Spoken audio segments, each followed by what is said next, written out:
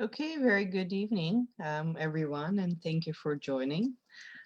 So tonight is the last night this week that I will be reading for you extracts from my book Homo Distractus.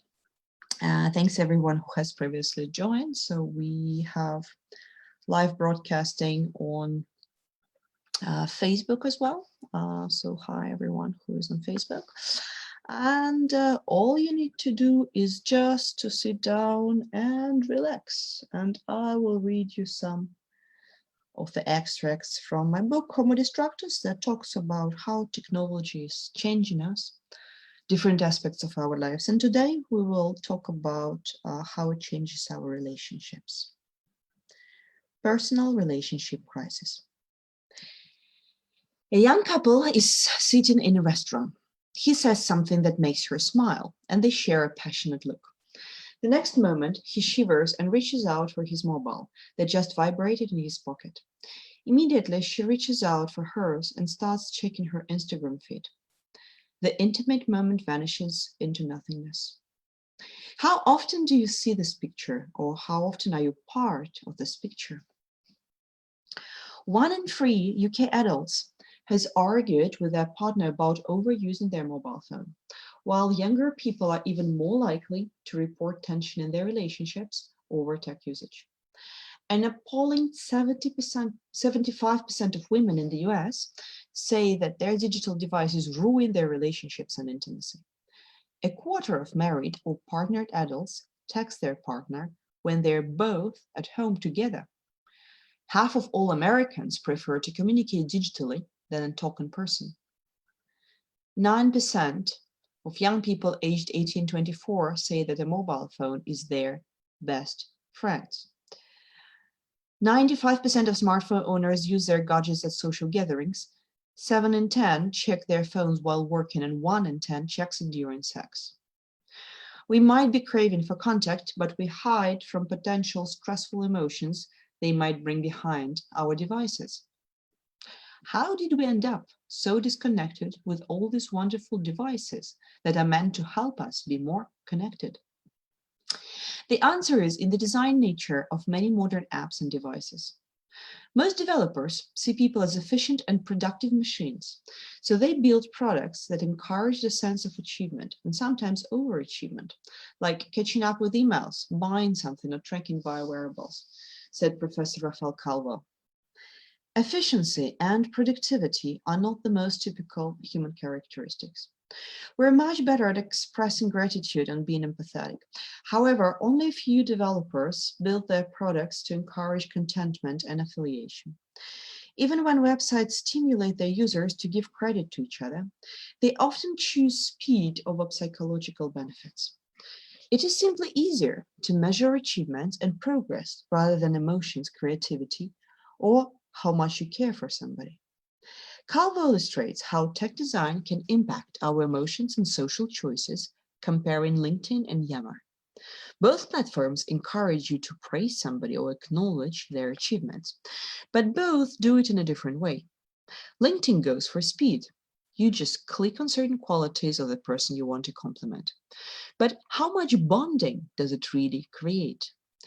Is what LinkedIn suggests you do something you could tell people in person? On the other hand, Yammer encourages its users to write praise in their own words and doesn't suggest any lists of skills to choose from. It may take more time, but it also creates a more special bond. Dopamine versus oxytocin. Remember what we have previously said about technology making it easier to receive dopamine than ever before. All you have to do is post a picture on Instagram, get a like or two, and ta-da, you've got your dopamine injection. However, dopamine has been designed only as an indication of useful behavior and was never intended to have a prolonged effect. A dopamine injection should ideally be followed by the release of oxytocin, the bonding hormone. Oxytocin gets released when people touch each other, share important experiences, and most importantly, when they are fully present for each other. The role of oxytocin is to anchor the success behavior that was produced by dopamine. For example, a man courting a woman initially acts based on a dose of dopamine. However, when he finally managed to get her attention and they become a couple, his and her body starts developing oxytocin, anchoring his result. Oxytocin is sometimes also called a trust hormone, as it gets developed in the situations of intimacy, telling you that this person or circumstance is good for you. We don't produce oxytocin when we don't feel safe. So when we're in alert mode, we don't trust our environment and tend to trust people less, and so don't produce oxytocin. Remember that keeping your device next to you, especially with notifications turned on, keeps your brain in a permanent state of alert. If you're permanently distracted by your device, your brain provides no chemical support to strengthen your bonding with your friends, partners, or children. So you may promise them to pay more attention to them, but until your brain is relaxed enough to start developing oxytocin, you won't be able to. The issue is that the addictive design of many apps and devices stimulates us to produce dopamine while not producing oxytocin. A habit to constantly receive a fast reward means you don't get an opportunity to actually start developing oxytocin. Think, for example, of dating apps. Instead of encouraging users to talk and have meaningful interactions, they engage you with endless swiping. Or take Chat Roulette, an online chat website that in the peak of its popularity allowed a user to randomly connect to one of 3.9 million participants and chat with them through the webcam. What a wonderful idea to connect with foreigners. However, instead of chatting with others, users of this website mostly hit next after about 2 seconds to bring up another person on their screens. One journalist described his experience of using the website. I met a number of people saying they were on there because they wanted to make friends, like this man from Iraq. What struck me the most during our chat was that he said he didn't have a lot of friends, and when I asked him why not, he said goodbye and left. Making it so easy to disconnect just by clicking a button leads to the situation when people are objectified and quickly discarded, to borrow the words of anthropologist Sherry Turkle. When a conversation starts being uncontrollable and overwhelming, we can simply ban the person, use a delete or unmatch button, or close the interaction window. No person, no need to deal with complications, no guilt. So we use tech not only to connect, but also to protect ourselves from them at the same time, as Sherry Turkle puts it. Facebook automatically offers solutions on how to block a person who is abusing you, giving you a choice between unfriending, blocking, or reporting them. But it doesn't have any feature reminding people to be nicer or more kind and supportive to each other. According to Professor Rafael Calvo, when online companies choose to make interventions to influence the behavior of their users, they often do so only by redesigning the product to prevent a negative impact rather than encourage a positive one. Relationships can indeed be messy, and people can be unpredictable. They disappear, quarrel, get sick, and find other partners. We would rather avoid the negative aspects inevitable in a relationship than say something we dislike openly, especially those of us who are still not so skilled in forming and keeping relationships, like teenagers. There was even an app launched in 2015 to break up with a person, which allowed users to avoid the unpleasant talk of actually having to end the relationship yourself.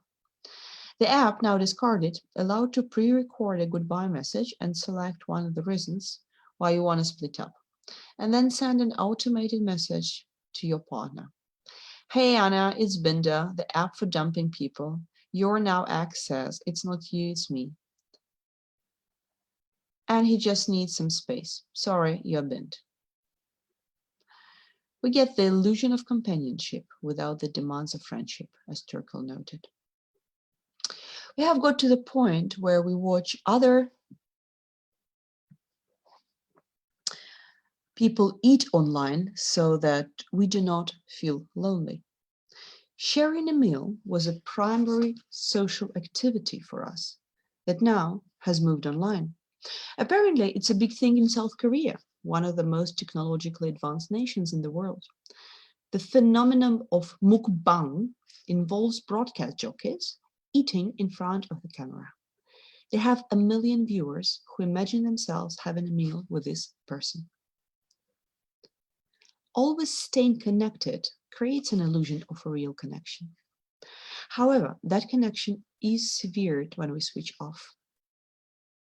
Maria realized she was living in a communication bubble when she left Facebook. Out of hundreds of people who said they would be missing me, when I was leaving the network, maybe 10 stayed in touch with me through other channels in the whole year.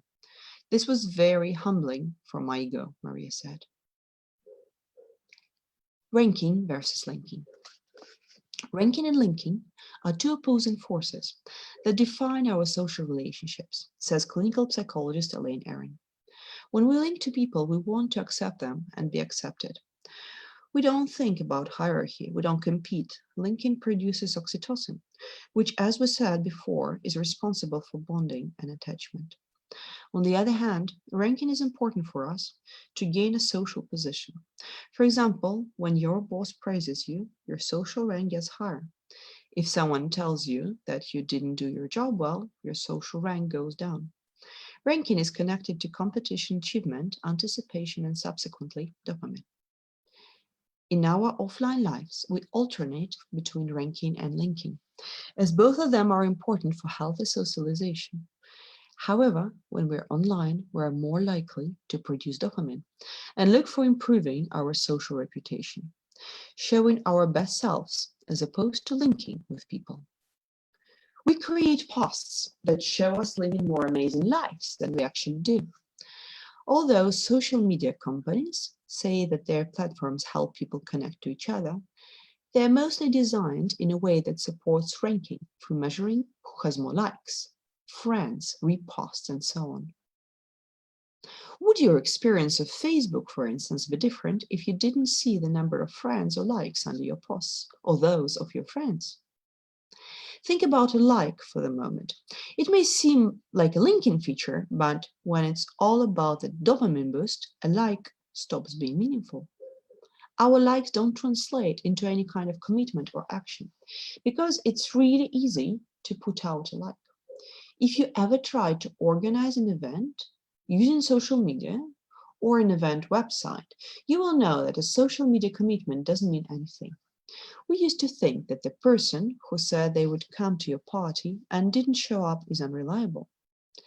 However, a person who replies "I'm coming" on an event page will most likely not show up. And now we think that behavior is normal. Part of that is because the design does not encourage the user to think about the host getting upset if people don't show up. For a long time, Facebook allowed its users only to say that they will be attending the event.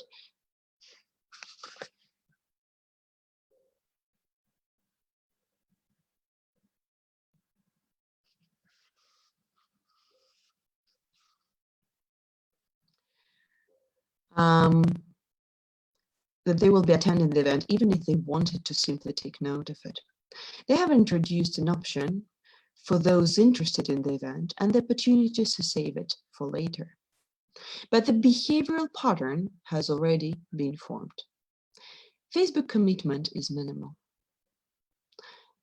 What online platforms are more interested in is boosting your desire to rank higher.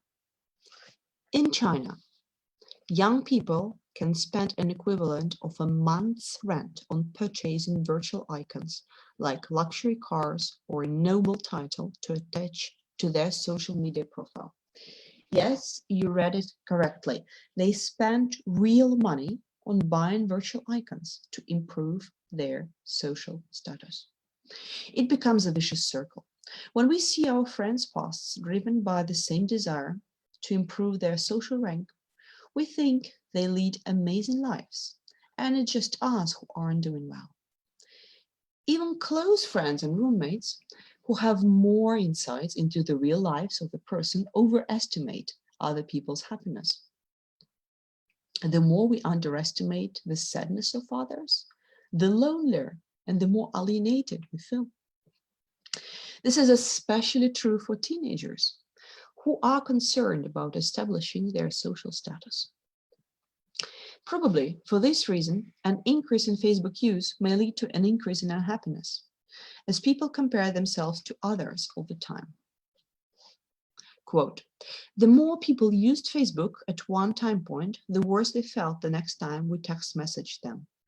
The more they used Facebook over 2 weeks, the more their life satisfaction levels declined over time, the researchers who studied the phenomenon write. When Maria left Facebook, she realized how much she was comparing herself to other people and how this affected her. There were many runners in my newsfeed, and looking at their photos, I felt hurt and miserable. I had had a trauma and could not do it anymore. I also had lots of people in the newsfeed who do interesting things, but generally felt depressed and were taking antidepressants. And I didn't notice for a long time that I was depressed too, because everyone in my network was like this. It seemed normal. When this background was gone, I realized it was possible to stop being depressed, go into therapy. Before this idea didn't even come across my mind, Maria says. Even within the same social media platform, you can experience different emotions, depending on which of its features you use. For example, using Messenger to talk to friends usually makes us feel better, linking, whereas we scroll through the newsfeed and compare our lives to those of other people, it does the opposite, ranking. Passive users of social media have demonstrated a decline in well-being and life satisfaction. However, social networks encourage you to use more of its ranking features, like keep sharing and reading news, not just messaging your friends. You may remember that in the early days, Facebook also had a poke option that was more about linking. It's not there anymore. It was sacrificed for more efficient dopamine-boosting design options. To be fair to the network, a few years afterwards, just before this book went to print, it reintroduced the poke together with a few options like a hug and a high five. However, as long as we are counting likes and measuring our online influence, social networks may serve more to disconnect than to connect. Perhaps tech design could be the reason that the number of people saying there is no one with whom they discuss important matters nearly tripled between 1985 and 2004. We're obsessed with improving our social status and showing our best selves while not having enough time to really inquire about what happens to the others or connect with them. Challenge 28. Link to people online. Do not allow the product design to determine the quality of your relationships with other people. Make an effort and don't just scroll through social media, but speak to people, add comments, and express your opinion on the subject rather than just press the like button. You will probably need to make a bit more effort not to get into the ranking mode, as this is something product design pushes you towards. To do that, don't just click on the like button. Take a little time and write to the person. Get curious about who they are. Why this challenge? It allows you to overcome the dictate of product design and link more to people rather than compare ranks with them. Linking creates a sense of belonging and forges a deeper connection with another person. Is it the end of empathy? Quote, in the last 30 years, all the ways that we know how to measure empathy among college students have decreased by 40%, according to anthropologist Sherry Turkle. Psychologists talk about an epidemic of narcissism, a focus on self. Narcissistic traits are part of human behavior, and in its healthy form can be useful, as talking about ourselves is what helps us gain social reputation. Our self-bragging becomes a social currency that we can later exchange for the valuable resources we compete for: money, work, and sex. You need to be liked by others to get a good job or an attractive partner. However, as tech amplifies many of our traits, it also boosts narcissism to extreme levels. The amount of time we spend on social networking sites, posting selfies, or editing them to make them look better correlates with traits like narcissism and psychopathy. This does not mean that social networks cause these things, but they offer a way for them to be expressed freely and thus make them more socially acceptable. Most of the time we spend online is on talking about ourselves. When not connected, we talk about ourselves between 30 and 40% of the time. This is one of the most pleasurable activities for our brain, similar to the one we get from food, money, and sex. But when we go online, we talk about ourselves twice as much, around 80% of the time. Selfie culture and social media reward us with likes and shares as we document everything we do. Tweeting, Facebooking, Instagramming our meals, looks, thoughts. The world supports us in it. Some restaurants, for example, now provide specially shaped plates for the perfect backdrop for the food in their diners' photos. We keep sharing in the hope to get more social approval and praise, which easily today comes in the form of likes. The balance of online posts is heavily skewed towards me. We want viewers, not conversation partners. We follow others on Twitter, hoping they would follow back, and if they don't, we unfollow them.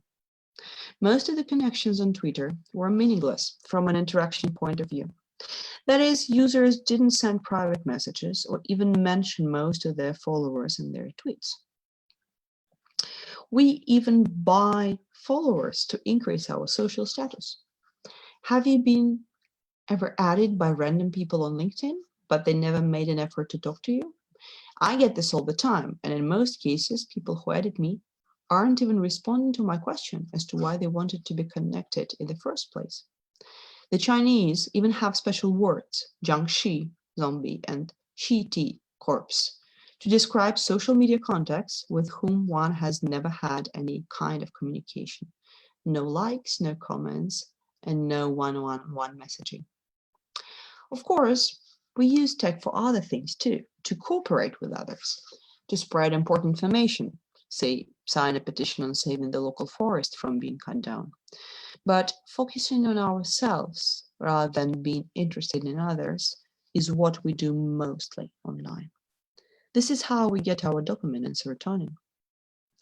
The problem is that this dopamine we get online does not require much effort to obtain. Over time, the brain adapts to expect these pleasurable signals and does things like disrupt the areas responsible for inhibitions or conscious self-control to keep them coming. So we might want to go offline and talk to real people, but our brain drags us back to getting our cheap dopamine fix online. In this, we might be like cocaine addicts who show weaker brain activity in areas responsible for emotional empathy and the willingness to socialize. The focus on self is not the only reason why our empathy is suffering. Information overload is another threat to our ability to feel for other people. When we are constantly exposed to emotionally charged stories, we instinctively try to protect ourselves by closing down and suppressing emotions like compassion and empathy. For example, when people see how the number of victims in an accident goes up, they tend to stop expressing sympathy for fear of being overwhelmed. The more we read the news or our social media newsfeed with catchy or shocking titles, the faster we feel emotionally exhausted. Digital distractions represent yet another reason as to why we are becoming less empathetic. Empathy requires a constant presence with a person. But how can you be present if you have something beeping, buzzing, and blinking on your table? All those distractions from our devices get in the way of intimacy. For an experiment, researchers paired up the participants and asked them to discuss an interesting event, placing a mobile phone on a nearby desk for some couples, and nothing for others. Then participants were asked to rate the quality of the conversation, closeness and connection with the person they were talking to. The mere presence of a mobile phone, even if no one checked it and it didn't make any sounds, made people perceive the conversation as less meaningful or deep. Couples with phones on tables were less likely to develop a sense of intimacy and empathetic understanding. We don't even expect other people to pay attention to us all the time anymore. We find people listening to a speaker, while others are busy checking their devices. As a result,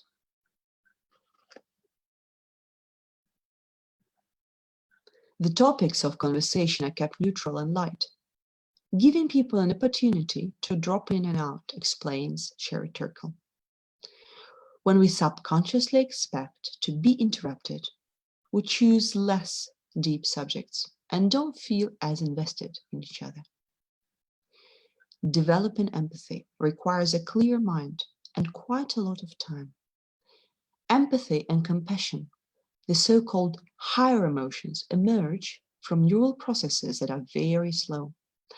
Unlike primitive pain centers in the brain that get activated almost instantly, it takes much longer for the parts of the brain responsible for empathy to catch up and feel the psychological and moral aspects of a situation. When brain scans are performed, the prefrontal cortex is one of the areas that fires when people are experiencing compassion and empathy. In other words, the prefrontal cortex is one of the areas responsible for hosting these emotions. But do remember what happens with the prefrontal cortex when we feel overloaded by digital distractions? It simply stops working, and our ability to feel compassionate and empathetic towards somebody disappears as well. The more distracted we become, the less time we have to contemplate, and the less able we are to experience deep emotions and thoughts about other people. We need time for reflection to be more human. When our brain is too busy processing other information, we simply have no access to our higher emotions. The fourth reason why we feel less empathetic online is that we don't see much of it while we're there. And the amount of aggression and hatred we're exposed to on the internet puts us in defense mode. 73% of adults had witnessed others being harassed online, and 40% experienced harassment themselves. We even teach our robots to be abusive to ourselves. Microsoft's chatbot Tai was one of the biggest failures of the company. It had to shut down after only 16 hours of its life. The idea was great. Tai was created as an AI program that would become smarter as more people interacted with it. And the hope was that eventually it would be able to have a meaningful online conversation. However, things did not go as planned. Tai very quickly learned racist and sexist behavior, and his phrases like "Holocaust never happened," tweeted all over the internet, forced a tech giant to close the project and delete all of Tai's tweets, apart from the first few. Releasing the self-learning bot into the internet wilderness full of trolls was not the wisest move from the company. A phenomenon when even the most normal people become mean towards the others online is called the disinhibition effect. It means that we don't follow the same social restrictions and inhibitions that we normally do in a face-to-face communication when communicating online. Anonymity, invisibility, asynchronicity of online messaging, and the minimization of authority brings out the very good and the very bad in us. So some of us tend to overshare or overreact online.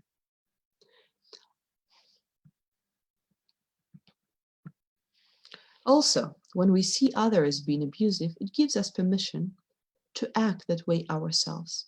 Have you noticed how fast media forums or YouTube videos start filling up with irrelevant and sometimes abusive comments? This is called the broken window effect, suggesting that if one window in the building is broken and doesn't get fixed, it gives vandals permission to break a few others, and eventually the windows of the whole building will be broken. The same happens with garbage. One person dumping a piece of paper leads to more people doing the same. Dumping becomes a new normal. The same effect happens online. Seeing just one hateful or emotionally charged comment, while the majority, being apathetic, gives others a moral permission to do the same, usually writing even more emotionally charged comments. Seeing other people who think like me makes me feel safe to say out loud things I wouldn't if I were by myself. All our hidden biases get out when we're anonymous and can't be punished. For example, The Guardian conducted its own research of 70 million comments left on the website since 2006, and they found that articles written by women attract more abuse and dismissive trolling than those written by men, regardless of what the article is about. Most abuse challenges the author's or other commentator's appearance or social status and have nothing to do with the content. For example, a female journalist who reported on a demonstration outside an abortion clinic got a comment from a reader: "You're so ugly that if you got pregnant, I would drive you to the abortion clinic myself." Some topics like feminism or rape tend to attract a higher level of abusive comments. While some publishers pre-moderate comments to avoid abuse, most allow anyone to post freely. And if you think it has to do with the freedom of speech, sorry to disappoint you, but the real consideration of keeping all the comments is the traffic. The more comments you have on the website, the bigger your traffic is. Emotional comments tend to attract more people than critical reasoning. Journalists have joked amongst themselves that nothing sells better than hatred. So, except for clear legal comments for which a publisher can be sued if placed on the website, so calls for terrorism, for instance, the media tends to choose rather cheap popularity over social responsibility. A hunt for your attention means that any attention is precious, no matter how it was obtained. In the race of attention, we forget that there are living people behind these screens. Empathy has traditionally had a very practical meaning. It helped Homo sapiens survive.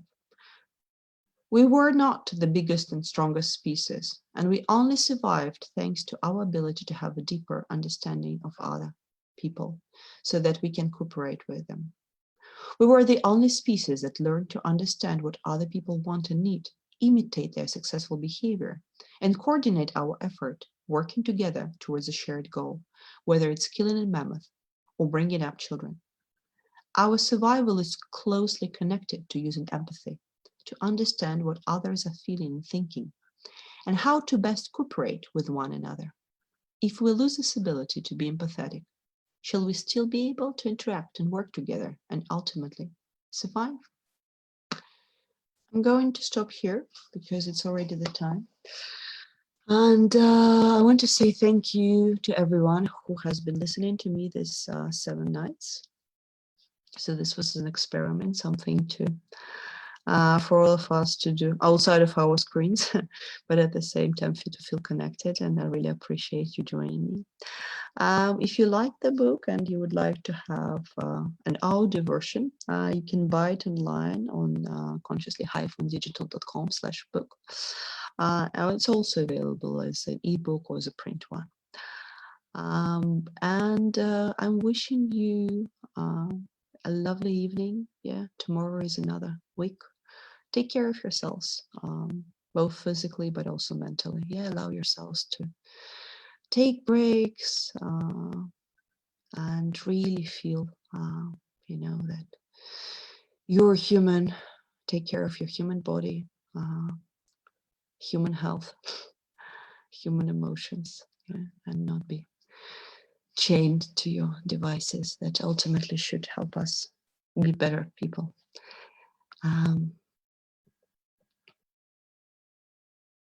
Thanks everyone very much. I'm not answering questions tonight, but if you have any questions, you're very welcome to write to me.